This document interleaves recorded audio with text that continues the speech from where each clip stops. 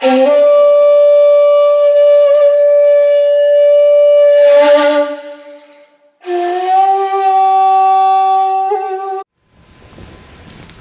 today is December 7th.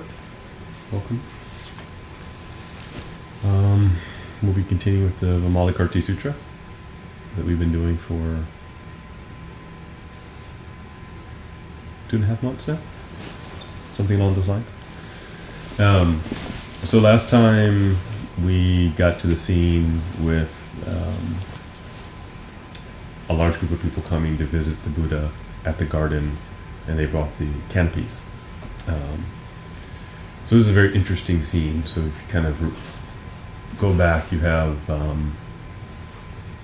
both a very terrestrial, mundane offering to the Buddha, something like a parasol or canopy, or kind of what you see in the back on the scroll, and it has obviously a practical benefit. And then we have the Buddha's transformation of these canopies in a multi-layered meaning display. So as we go through the text, that display will become more evident in terms of what it refers to. But for now, just remember that's kind of where we left off. So this sutra is unique because there's two groups. There's two locations in which it's being preached. So partially it's being preached in the garden of Amrapali, who was the courtesan who invited the Buddha for a meal and then gave part of her grounds or land to the Buddha and the monks to live and stay for a while. And then later on we're getting to, of course, the title of the sutra, the Vimalakirti Sutra. A portion of the sutra takes place in Vimalakirti's room. So the Buddha will send a group of people to go check on Vimalakirti, who's taken ill. So we have this two locations for the sutra. So in many ways, as I've been kind of mentioning, if you think of it in terms of being able to put it into framework, if you think of it to some degree like a play. So there's different acts, and Act 1 is in the garden at Amrapali, and then the majority of our play will take place with Vimalakirti in his room. But as we go through that, don't forget where we started, because we're going to eventually, these two groups come back to meet each other. So it's a bit important to just keep those two things in mind. So we could say at some point something's happening off stage during the time that the main action is happening in the text. So this is a limitation of a book. So this is the Buddhist disciples recalling this teaching. And so, of course, when you recall the teaching, someone has to write it down. And although these two things are happening simultaneously, the book lays it out in this chronological order. And sometimes as we read, we lose sight of there's actually two teachings happening. So this is the initial teaching. And the group at Amrapali's garden does not disband, right? There's a teaching going on during that time. So what those teachings are, though, are different. So this is also kind of a unique feature where you have varied levels of teaching happening simultaneously. Now, that does happen in sutras, but it usually has to do with the capacity of the listeners in terms of what they understand what the Buddha is saying. So this happens with us, right? We go to a lecture or we listen to someone, and we have one layer of understanding, and someone who may be more expert at that topic has a different layer of understanding. And someone else may be completely daydreaming during the talk, but they have maybe an aha moment during that discourse. So here, though, we've got, you can think of it like class, where we're gonna break out into groups, right? Someone's gonna go next door, someone's gonna go here, but same class. So that's what's happening. So when we get this part of the sutra, and it's a little bit easy to miss, we start off with this long list of all the virtues of the Bodhisattva. And then we get to this long list of the virtues of the Buddha. And then here we get to the list of the virtues of jewel accumulation. And next chapter we'll get to a list of Vimalakirti's virtues, right? So this is a little bit unusual. So most of the time, someone comes and they'll extol the virtues of the Buddha, and then maybe whomever is going to speak, there'll be a short thing about, this person asked a question and they're a great bodhisattva, or they're, this is their credentials, right? It's almost like reading their CV. But here we've got multiple people with their virtues being discussed. So again, a slightly unusual feature. So the reason this is given, that both the locations and the people discussed in the sutra are woven together. So by discussing their virtues, we're seeing how they're woven together, what their connection is, and the importance. So it's not just they happen to go to lecture that night, right? So this is one of those texts where nothing happens by accident. There is some reason why this is being laid out. So knowing that, as you go further, it makes a little bit more sense. So at the end of this first chapter, and before we actually start our journey to get to know who Vimalakirti is, we have jewel accumulation comes. So jewel accumulation comes to the scene of where the Buddha is, brings this huge, group of people with him, all of them carrying these canopies. So jewel accumulation comes, and he begins to also extol the virtues of the Buddha. So he's aware of these virtues, so he has this knowledge, right? So this guy shows up, and he's now, maybe you can think of him like the MC for this group, right? So the Buddha's already here, the teaching has already started, and maybe kind of late to class almost, right? Jewel accumulation comes. But now it's jewel accumulation that extols the virtues of the Buddha. How do you pronounce the name? Jewel accumulation. He has a lot of jewels. So that's his name. His name. Yes. Jewel accumulation. Okay. You may be able to perhaps better state it as, in possession of many jewels, both literal and kind of metaphysical. So the canopies that come are brought actually have jewels on them. So this is someone who has accumulated many jewels, so that he's quite wealthy. As you'll see with Vimalakirti is not poor. He's a man of means. So that's also one of the reasons why the sutra was very prized in East Asia. There became a time when you now have a merchant class, a middle class growing, and so people naturally looked and said, well, how do we practice? Right? What kind of practice do we have? Because either I'm not interested in renouncing things, or I have a duty to my family and employees and business. It's not so easy, but we still want to practice. So is there practice available?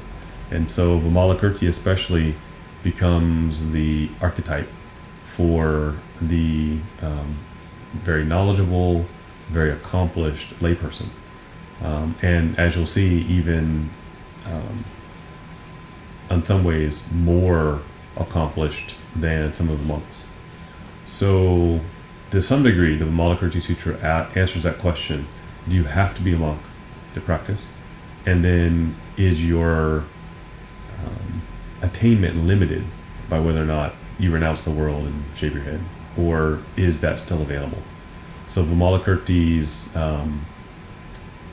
the next chapter gets into a lot of how he presents in the world, how people see him, how he carries himself, and how he conducts business and even where he conducts business. Some of those places are surprising.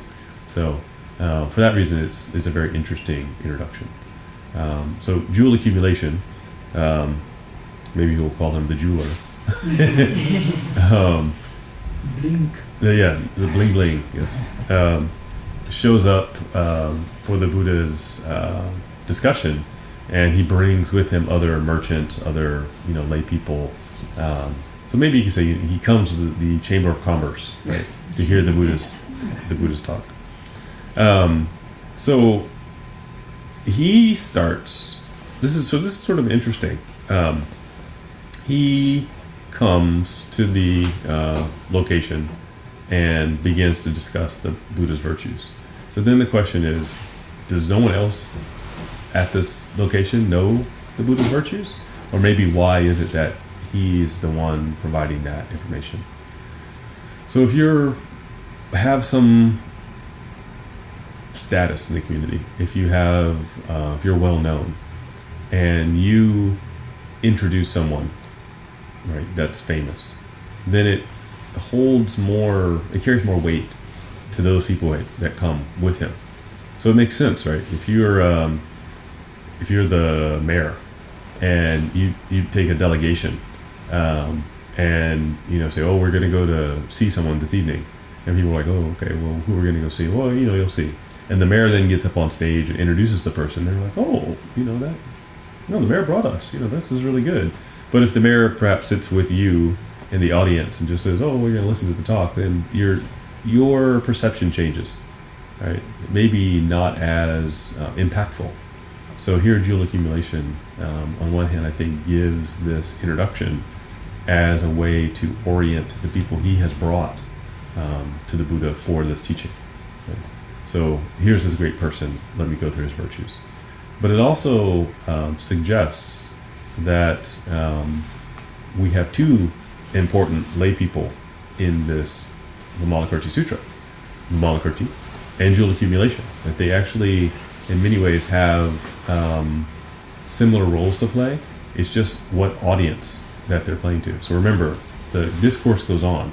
The sutra focuses on one portion, but that's because Ananda ends up going to Vimalakirti. So he can't perhaps adequately report on what the Buddha taught that same day at the other location because he wasn't present. So we're limited to some degree, but we do know that there's two teachings being given. One by Vimalakirti, Ananda, and Manjushri, and then the other bodhisattvas in jewel accumulation and the Buddha are at the other location. So these two things are happening.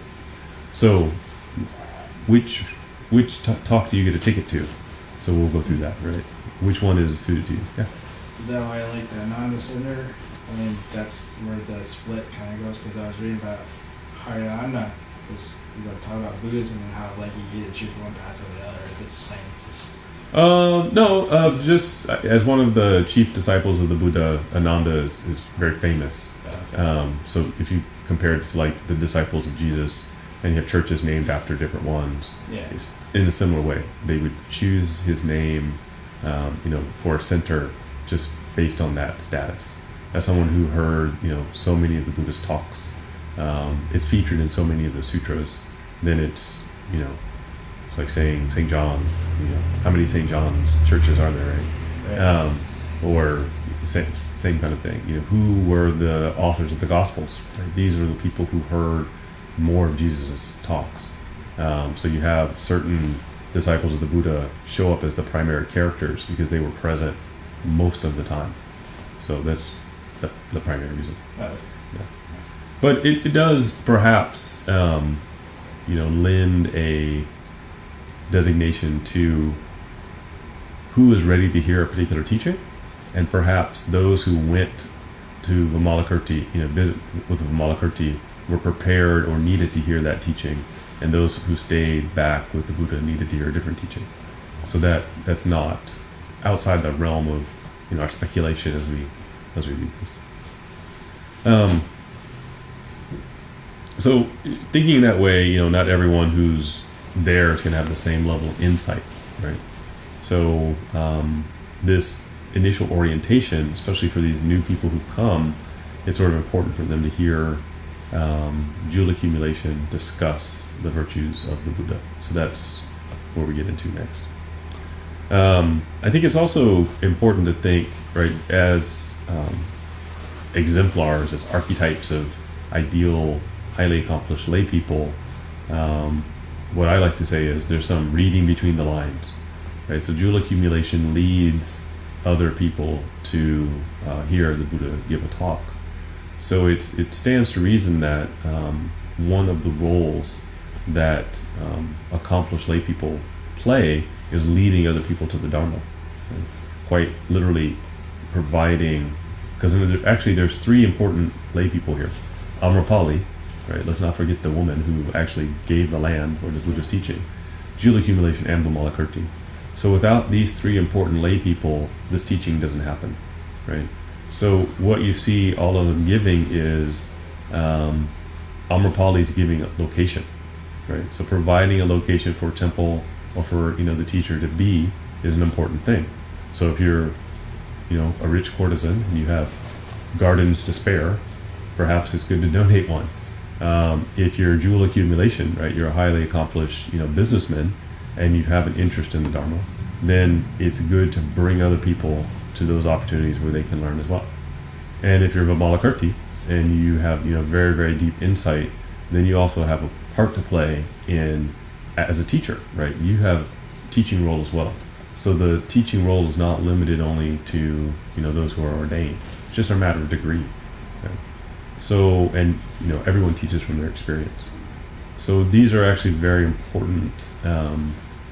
Maybe you could say the subtext to what do we do if we're Buddhists? How do we act? What do we do? How do we give back? How do we practice? There's something here in the text that helps us understand that. So this is reading between the lines here. So one other really important, I just mentioned, but to kind of emphasize the speakers. Who are we learning from in the sutra? We're learning from lay people, right? These are lay people that are giving the talk. So this also opens up what is a sutra. Is it always the Buddha speaking? Is it always a discourse directly from the Buddha? Or does it have to be only a bodhisattva? Or can it actually come from someone else? So in terms of the body of literature within the Buddha's teaching, it's, maybe you can say, it's not a closed universe, right? It's growing all the time. It's based on your experience and your insight. And that insight is not limited only to a certain set of individuals, right? So this, I think, is a very interesting feature of Buddhist literature, and especially this particular text, which is why, right, why do we use it? Because most of us are not monks. Most of us don't live in monasteries. So the question then is, well, what do we do? How do we practice? So you see this actually a lot as an ideal, especially in Asia. You have people who have started businesses and give a significant percentage of that money to Buddhist causes and publishing. We have books on the back shelf that are started by people who did very well in business and started publishing companies, and so the fact that we can give them away is due to that generosity. So that's it's not a, I think sometimes, when I was in Japan, sometimes people contact me, how is it going? How are you enjoying it? And I said, this weekend we had a lot of people come, and we often have car clubs come. And people were always surprised. I said, this weekend was the, Acura NSX car club or the Porsche car club. And they say, well, Buddhists are driving Porsches and coming to the temple? Yeah, why not? That's for them, it's fun. You drive all the back roads to the mountain and you arrive, and then, you spend time at the mountain, pray and visit the temple, and then back down the mountain. So sometimes I think we have this idea that, I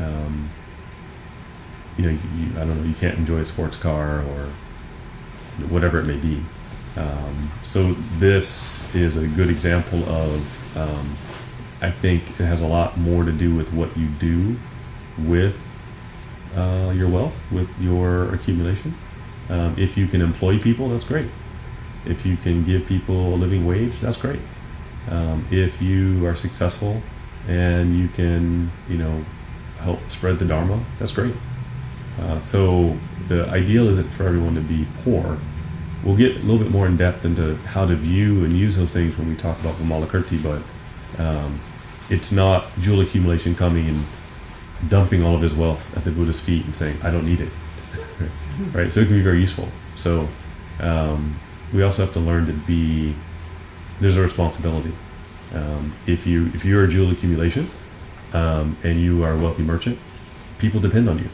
So making very quick decisions could upset or imbalance other people's lives. So you see it used very wisely. There's quite a bit of wisdom in how he conducts himself, how he praises the Buddha, and how he kind of, brings other people in. So it's very important to look at it from that perspective. So Vimalakirti is not present just yet, but we also have this last portion before we go to the next chapter. So it's good to look at. So where are we now? So we go to, if you have the text or if you want to refer back later, so the video will be online. So it says, it's actually at point 9 in that chapter. It says, so at that time, the entire great congregation observed the numinous power of the Buddha and exclaimed in praise of its unprecedented quality. They held their palms together and reverenced the Buddha, gazing up at his revered countenance without interruption. So here, jewel accumulation comes. He's getting ready to announce, all the virtues of the Buddha. But you see, first, the people who come, right, in many ways, make themselves ready to receive the teaching. So they look at the Buddha in awe. They join their palms together. They show some sign of respect. As my grade school teacher used to say, like a sit in the ready position. Right? We had to show that we had a certain dedication to learning, not just, I think, currently we get into a model where we're very passive about education, right? We just want it poured on us. And the traditional, especially Asian model of education was the student sought the teaching out. So that's another subtext, right? The Buddha didn't go to them, he's nearby, but they went out and met him. So they show some effort to go. They show that they're ready to receive the teaching. They, the traditional model of education in Asia is you do as much self-study as possible. And so when you do bring questions, they're, things that you puzzled over and you haven't been able to figure out. So that, in that model, you learn more. You have deeper insight. So then answers are more effective. So some of the time sometimes it's not, you probably experience this. Somebody asks a question, they either redirect it and say, actually the first question you need to ask is this, right? It's an education opportunity. Or let's back up, let's start here first. Or I've even seen, both in a Buddhist context and just an academic context, people say, I'm not going to answer that right now. Or we're not there yet. Because sometimes without proper foundation, the answer to our question will give us the wrong idea about something. And it may actually turn us off from learning. It may actually push us away. So what the Buddha does, you see this often throughout the sutras, is ensure that the person is ready to hear the information. So that's important. Sometimes, right, the hard medicine, the strong medicine sometimes isn't the first medicine you want to give. Right? It overwhelms someone. So this is that gradual leading in. So now you see this, everyone's ready to receive this teaching. So maybe it was a long walk, so they're just really tired, like, okay, talk, right? They show this readiness. So he goes, after presenting the canopies, he goes into praising the virtues of the Buddha. So again, the Buddha doesn't need his virtues praised. He's doing it on behalf or for the benefit of the people who came with him. So in case you don't know, right, this is who he came. So again, this is before, flyers. There was no, I visited the website and I read about the speaker, and so now I'm going to go hear from him. So there has to be an introduction, because there may be people there that don't know. So this is the introduction for, who we're going to learn from. But before that, right, they brought gifts. Right, so this is another kind of protocol. Right, so this is still done in Japan, right? Omiyage. Right, you go, every place you go, you don't show up empty-handed. Or even in our culture, if you go to a dinner party, you bring a dish, or you at least inquire. And even if the host says no, don't bring anything, you probably still bring something. So this is just that a lot of protocol, what's considered to be polite in the society, and you'll see this often of either how the monks greet the Buddha, how people greet each other, bowing. And in Asia, in Japan, of course, people still bow to this day. So if this was the United States 50 years ago, or reading the sutra, saying they greeted each other, shook hands, and invited each other, oh, please have a seat. Oh, someone please bring some coffee or something, right? So that would be in the sutra. So you see a lot of this protocol listed out first. The first thing you should know about the praises of the Buddha here are slightly different than the praises we read about the Bodhisattva. So we have to then ask why. So the praises here are for whose benefit? Most likely, jewel accumulation now is giving the praises of the Buddha, and it's for the benefit of the other lay people he just brought from the city. So they're pretty straightforward praises. They don't have so many layers of meaning, because he doesn't want to stop and say, okay, I said this because it means this, this, this, and this, and the Buddha's really great in this way, and it also means this, this, this, and this. Right? So he wants to ensure that they understand what he's saying.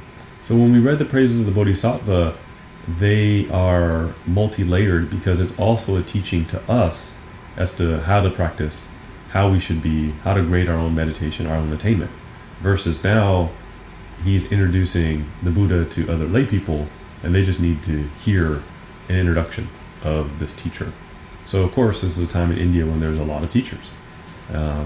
And you want to know, well, what distinguishes this guru from that guru, and what makes him unique. So we get into these the praises of the Buddha. So while there are layers of meaning, they're not as, you can read it more for just what it says, but we'll go into that. So it says, point 10 in the text, at this the elder son, jewel accumulation, proclaimed in verse before the Buddha, your eyes are pure and as large as blue lotuses. Your mind is pure, having mastered the concentrations. Long have you accumulated pure actions. You are immeasurably praiseworthy.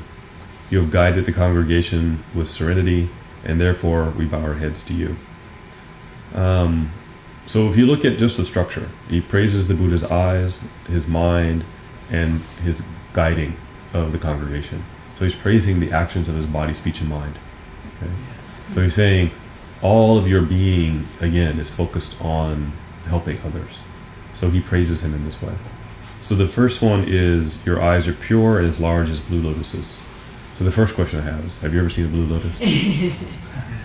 Lotus flowers in general they're huge, first of all. But yeah, most of them are white or sort of pinkish. Blue lotuses show up sort of mythically, but interestingly, they also show up in Egypt. But the Egyptian lotus has a slightly different shape. So the Egyptian blue lotus was considered quite mythical as well. So if you go on a lot of the hieroglyphs and ancient carvings, you'll see this lotus flower, and it was a blue lotus that was used. So I just found that connection quite interesting. So it was a mystical color, and you got to remember this is a time before we had synthetic colors. So if you do have the rare blue lotus, the color, lotus flowers are very, whether white or pink or red, they're very, there's a gradation up the petal, and the petals also are large. They almost look like they're glowing, especially in the morning sun or evening. So a blue lotus would have this quality. So something very stunning, right?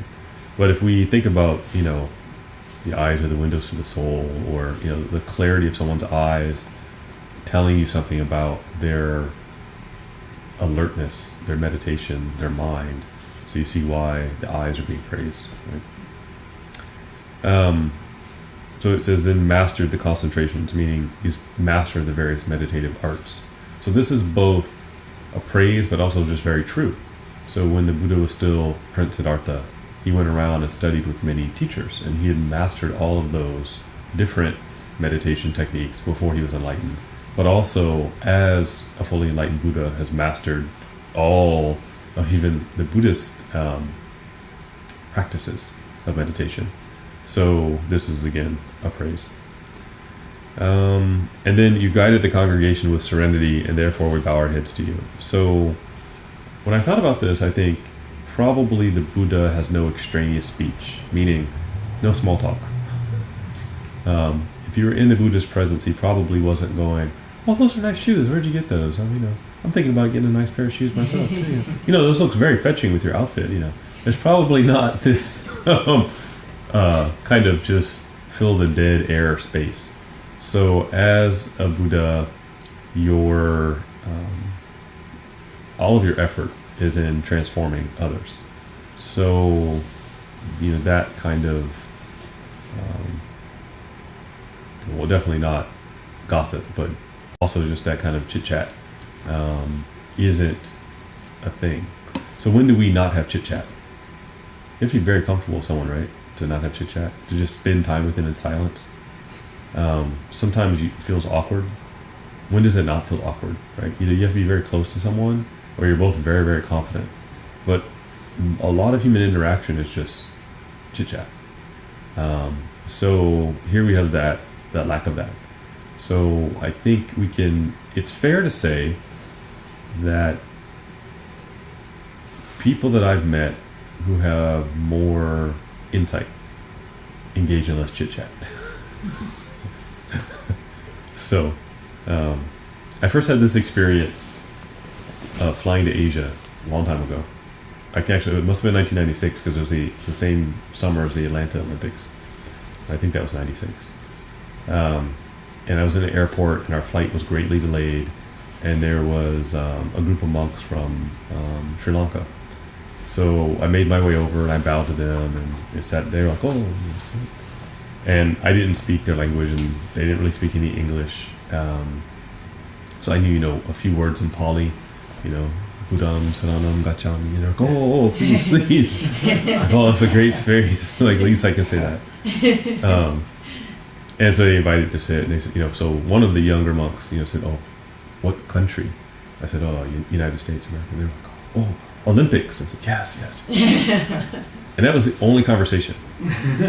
So they were sitting there, and the old monk was smiling, and I was sitting, and I was like sitting in their aura. So we looked out at all these people who were frustrated because the flight is 4 hours delayed. And some people are angry, some people are sleeping, some people are like practicing their golf swing with no golf club. Kids are going crazy, moms are going crazy. But, the four of us sitting there, it was just like complete peace, right? Complete peace. Because they weren't bored. They weren't frustrated with the situation. They just, we have to wait. And that was it. So I sat there for, a good 20 minutes, and then I stood up and I bowed to them and bowed back. And, they just were still waiting and just sat. So I went back over, I talked to some other people, and I was like, it totally changed my viewpoint, right? So, not needing to engage in small talk was like a great lesson. So it was very interesting. So we'll keep going. So the next of the praises, the second one, we see the great sage use numinous transformations to manifest the immeasurable lands throughout the 10 directions, within which the Buddhas preach the Dharma, and we thus can see and hear them all. So this goes back to the actions of the Buddha taking the canopies and combining them, right? So here we have this sort of mystical display of the Buddha's abilities. So at this point, don't get too caught up on the mysticism of or the magic of the combination. So what does it do, right? And I think this is a good, if you read the sutra, if you read any sutra, and it starts off very logical, and then things start flying around, and it seems like something out of Harry Potter, don't get discouraged, or don't go, what? This just went sideways. it's there to teach something, right? So it's always there as an educational device, not just we saw something, grand and magical. Ooh, so that's not the purpose. So just I think the more we keep that in mind, it's easier to just stick with the text, and then you can get something out of it. So why is this important? Why did the Buddha connect the canopies? It's almost like creating like an IMAX theater, right? So now you have a huge screen on which to project what the Buddha wants to teach. And so it says it brought all the Pure Lands together in one. So in this space of this teaching, it means the people who have been brought in now have the opportunity to see, hear, and understand the Pure Land. See, hear, and understand more in depth what the Buddha's experienced. And that's not something that they could have experienced otherwise. So if you read it as literally, the canopies were combined into one huge canopy, or if you read it metaphorically as something about this discourse, this conversation that's happening, allow the people present to have this deep insight into something that they weren't otherwise able to see or understand. Both understandings are valid. Right? So don't get discouraged. So this, even here, jewel accumulation's praise is explaining the display. Like, why is this needed? Why was this done? So that's part of it. So it seems a little cryptic, but there's also a theme of throughout the text of taking you from where you think you are, right? You're in a garden, and suddenly now you are seeing all the Pure Lands, you're seeing all the heavens, and you're seeing every form of being, both terrestrial and extraterrestrial and mystical. And then this happens throughout the sutra. So it's meant to get us out of one mode of thinking, or thinking there's only one way of seeing things. And so as we go through a little bit more, that'll become evident, but just that's the theme overall of the text. So the way the Buddha, the way Vimalakirti do that, and even here with jewel accumulation, sometimes, it looks like a sci-fi movie, but it's an educational device. Every time in the sutra, it's always an educational device. It's not just, the Buddha emitted light just for fun. That's not the that's not the reason. So the third line, the Dharma power of the Dharma King surpasses all other beings, and you always give the wealth of Dharma to all. Well, do you discriminate the characteristics of the Dharmas and remain unmoved within the cardinal principle? You have already achieved autonomy with regard to the Dharmas, and therefore we bow our heads to you as Dharma King. So this makes a little bit more sense if you read it, because there's capital Dharma and lowercase Dharma. So that's here to keep in mind. So generally, the capital D, big D Dharma, is the Buddha Dharma. We're talking about the Buddha's teaching. Whereas the lowercase d Dharma is talking about just phenomena, or other laws, or religions, or philosophical systems, or just manifestations of even physics, right? The laws of physics. So you could say the laws of thermodynamics are a Dharma. The laws of gravity are a Dharma, versus capital D, the Buddha Dharma. So reading the text is a little bit easier to distinguish this from just hearing it in this way. We don't have a good way to have to do the air quotes, Dharma. Or some kind of like uppercase D Dharma. So looking at this portion, so the Dharma power of the Dharma King surpasses all other beings. So saying the Buddha, part of being a Buddha is having insight into all the teachings. So as Dharma King, as an enlightened being, of course you have insight into all of the Buddha Dharma, because it's yours, right?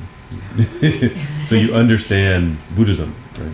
You understand what and this is, all right, without the ism, you're understanding Buddha Dharma, what the Buddha teaches, right? Which is actually a better title than Buddhism. Buddhism implies like a rigid philosophy, and it's not. It's an insight.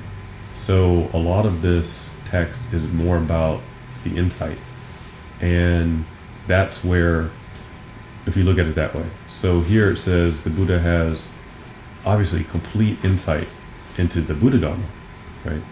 But also complete insight and can discriminate the characteristics of all dharmas, all phenomena, right? So as an enlightened being, maybe then you have insight into why flowers give seeds and move on. Maybe you have insight into DNA. Maybe you have insight into the movements of planets. I don't know yet. But here it says you can discriminate the characteristics of all dharmas, of the dharmas. So all phenomena. That could mean that maybe a kind of, you go to the Smithsonian and you get an overview of different aspects of science. So you come away with, well, I understand what that body of knowledge is about. But maybe you're not an expert. Perhaps it's that level. As it says, you can discriminate the characteristics. So when you get enlightened, please let me know. But I think it does help to understand, we get hints of what is it like to be enlightened. So we get some insight here. And then the end part says, you have already achieved autonomy with regard to the dharmas, and therefore we bow our heads to you as the Dharma King. So what does that mean? Remaining unmoved with the cardinal principle. So that middle line, remaining unmoved with the cardinal principle, refers back, or kind of harkens back to, and if you actually read the Chinese here, it says Maradeva, meaning the actual god Mara and his daughters.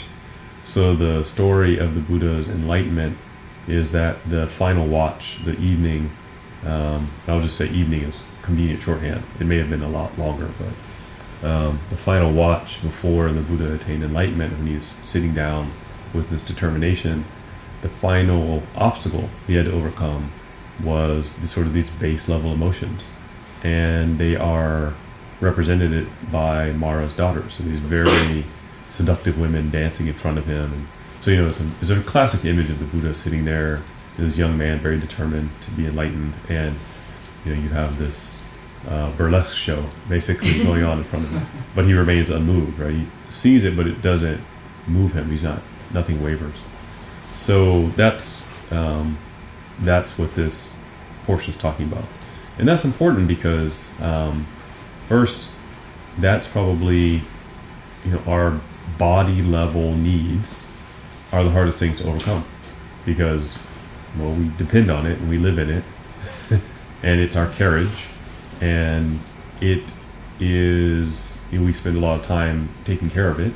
We identify with that. We identify very strongly with it. And some of us, as it changes, we have a very difficult time adapting to that change. Either something's not working, or we're like, well, maybe I'll just, we start doing different things. And we get stuck on how it looks and how it changes. But, think about how much time you spend taking care of your body. Compare it to your cell phone. How long does it take you to charge your cell phone? How long does it take to charge you? Right? So we have to eat several times a day. You have to sleep, right? So if you went and you bought a new cell phone and they said, well, you can only use it, so 8 hours a day at least, you've got to leave it on the charger. And then while you're using it, you've got to recharge it, 3 times or more during the day. And then you're going to have to, not just recharge, but then it's going to require water. And then, you've got to pour some out of it. You're like, I don't want this product. So, our body requires a lot, takes a lot of our time. So that is, we both use it, but it can be an obstacle. So we have to be aware of that. So here, in many ways, jewel accumulation is praising that the Buddha has overcome, that obstacle. And one of those, one obviously the reproduction energy. The species is one of those very strong obstacles. Well, we see that right now with a lot of people falling from high position because of that energy. They have to touch everything. So it's a good. It's actually very timely, perhaps, that we cover that. That can be an obstacle, right? Now, that is not a condemnation of that energy. Let's be clear, right? We are all here because of that energy. So, but it's a matter of watching it, understanding it, and then asking the question, like, what's in charge? That energy or us? So that's just what we're being clear of. So dual accumulation is praising the Buddha in part because of overcoming, or maybe even we could say gaining insight, discriminating characteristic of even that quality, that energy. And when you see it, then you understand how to use it properly rather than letting it get out of control. So maybe we'll stop there for this evening and pick up next week. So I think before the end of the year we'll finish this chapter, and then we'll move on to we're studying the Vimalakirti Sutra. We actually haven't met Vimalakirti yet, so we'll meet Vimalakirti soon. So of course we'll start with all of his virtues and extol his great characteristics, but it's just as much a good learning opportunity for all of us. So we'll dedicate some merit, and then I'll let you scavenge food or whatever needs to happen.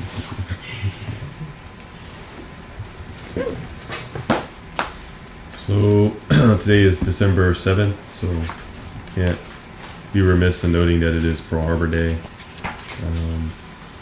and recalling that life was lost on all sides, Japanese side, American side, but also having lived in Honolulu, noticing that there was a lot of civilian life as well.